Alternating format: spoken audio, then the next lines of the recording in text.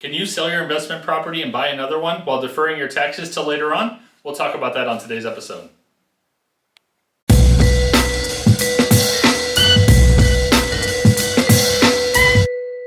Hey everybody, welcome back to the channel today. Appreciate you being here with us today. Hopefully the content we have for you is super interesting, something you haven't necessarily heard about before, and you'll hopefully learn something as we walk away. So first of all, I want to welcome Brigitte from 1031 Exchange Company for being with us today. We're going to talk about what is a 1031 exchange and why is it used and who's the ideal candidate and all those fun things. So thank you for hanging out with us. Thank you for inviting me. Absolutely. Tell us a little bit about yourself, maybe what got you to doing what you're doing.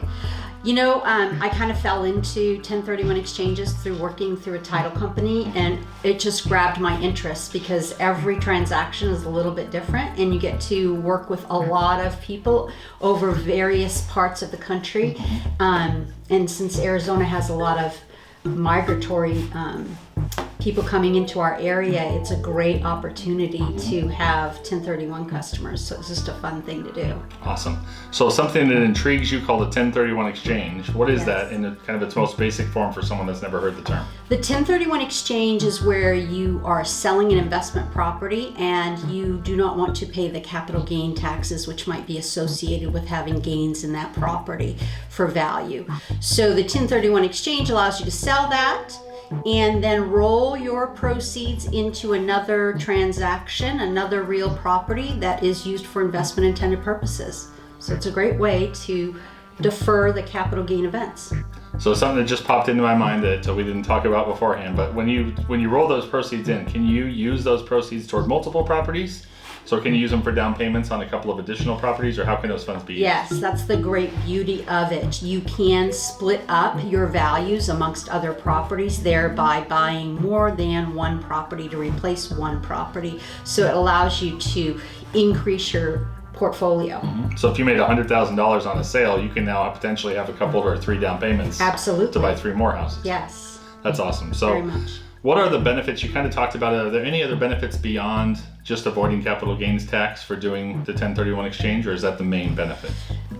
That, the capital gain taxes, plus there's a depreciation recapture tax that you're also deferring with the 1031 exchange. So you're basically able to defer those taxes that you otherwise would have paid the government when you sold that investment property. So the main purpose of a 1031 exchange is tax deferral for the most part? Yes, deferral. Definitely not free. Yeah. It's just deferral. Not tax avoidance, no, just tax deferral. Just deferral. You'll pay Correct. it eventually. You will pay it eventually. Right.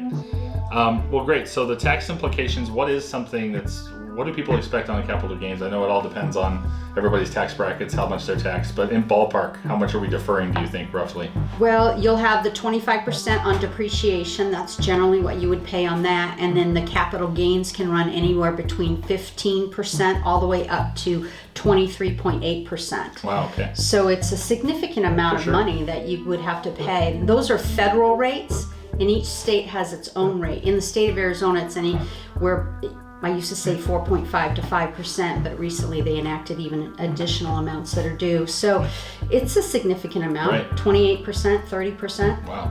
Yeah, so real numbers. I'm more of a real numbers guy than a percentage guy. Yes. $100,000 gain, that's like 30 grand you're not having to pay today, you're deferring till later on. Absolutely. Awesome, okay. Right.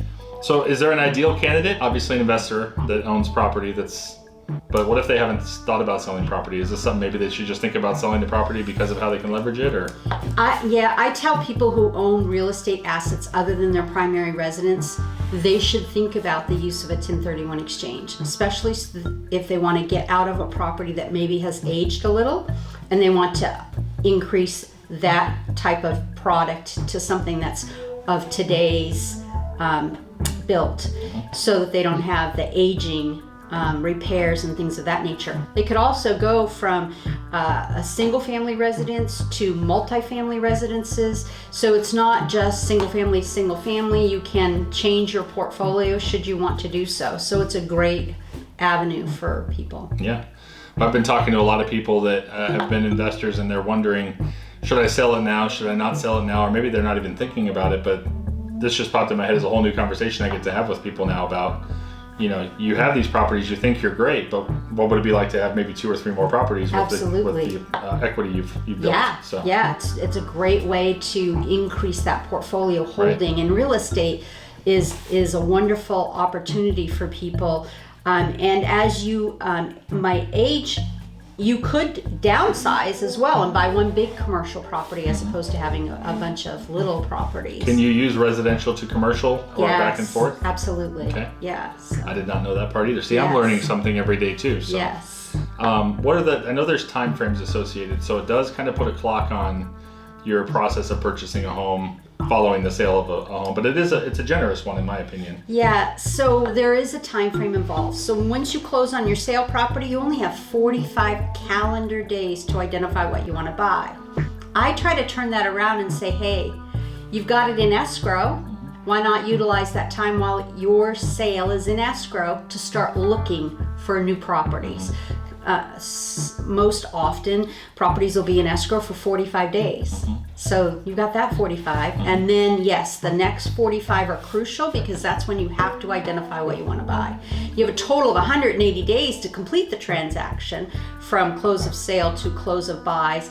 However, you only have the first 45 days to identify what you want to buy, and you must buy something you identified. One of the other tricks I know I think you've given me in the past too is because of the way the market is right now, looking 15 days into your own escrow you may not yield the same property when you finish closing escrow to buy it. Correct. It might be gone off the market. Correct. But what we've talked about is identify 2 or 3 or 4 Absolutely. at the beginning, so at least you have those identified. Yes. In case one falls through or doesn't come out. Correct. Yeah. So you want to have backup plans because obviously after the 45 days you can't change the ID statement. So but having a backup plan is a great way for somebody to be sure that they don't fall trap to having the capital gain event happen. Even their intentions may not have been to have capital gains, but to defer them, they want to have those backups. And I tell people during that 45 days, get it under contract, get it inspected, do all of your due diligence so that by midnight of the 45th day, you're pretty much solid on what you want to buy. Mm-hmm. I think the main last question I would have for you regarding the process is just, we're bringing in another player, so that we need to involve someone like you, someone like your company, right, to basically tell us what your function is. Yeah, so the intermediary function is that before the closing on the sale occurs, the client signs an exchange agreement. They have to sign a physical exchange agreement with the intermediary company, somebody such as us. And then once it closes, their money, instead of going to them, the net proceeds comes to the exchange company. And then we hold it so that they can then move that money to their buy properties. And they want to buy something of equal or greater value. Right. Don't want to have leftover money in the 1031 exchange because then you get taxed on it anyway, right? Absolutely. So, well, great. Tell us about 1031 exchange. Tell us your company, Okay. and about how people get a hold of you or engage your services. Wonderful. So we're called the 1031 Exchange Company. You can reach us at 520-465-8690.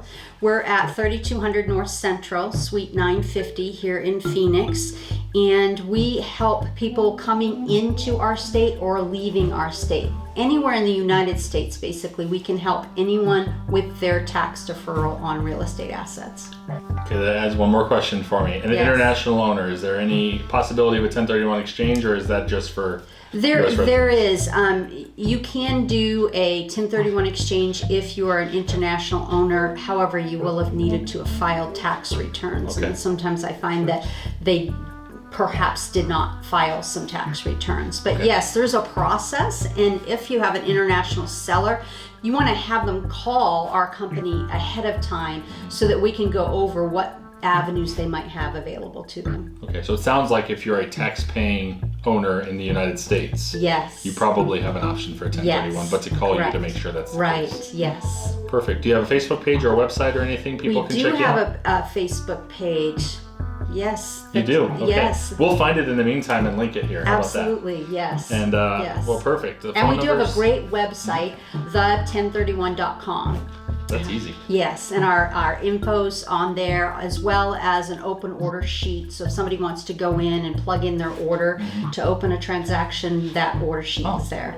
Perfect. Yes. Nice and easy. Yes. Well, thank you, Brigitte, again for hanging out with us. I know most people watching probably have never heard of a 1031 exchange, so this is really good information. And for those that have heard of a 1031 exchange, you now have a contact that knows a lot more than I would ever know about it. So just as a quick testimonial, Brigitte and I have worked on a few deals together, and she's been fantastic. It's been seamless. You'd think with the requirements of identifying and doing all these things that there'd be this extra burden of paperwork, but with Brigitte, it makes it so much easier. She says, here, fill that out and sign it and send it back. So nice and easy. So if you like content like this, please share it with your friends and let them know about the 1031 Exchange Company as well, or consider subscribing to our channel for more updates like this, at least on a weekly basis. But thanks again for being with us today, Brigitte, and we will see you all next on our next episode. Thank you.